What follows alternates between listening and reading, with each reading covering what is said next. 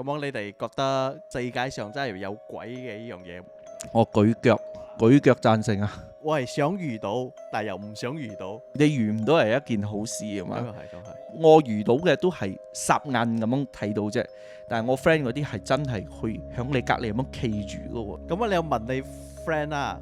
佢係知道你睇得到，佢正企住嗰度等佢嘅係咪？佢係咁講，佢講佢睇得到你，佢先正過嚟問你幫下手咁樣嘅意思。如果你睇唔到佢係，我同你講幫手你都冇用啦，係咪？好似一個聾嘅同一個盲嘅咁樣。好似拍戲咁樣啊！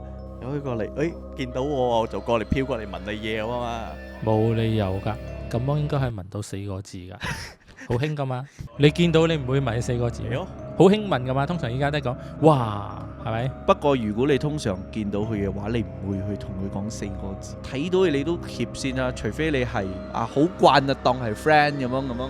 如果我遇到啊，我都唔會問佢4個字。係啦，我驚佢期間中鳩咗啊！啊。佢拉我落去同我陪佢啊！哇屌！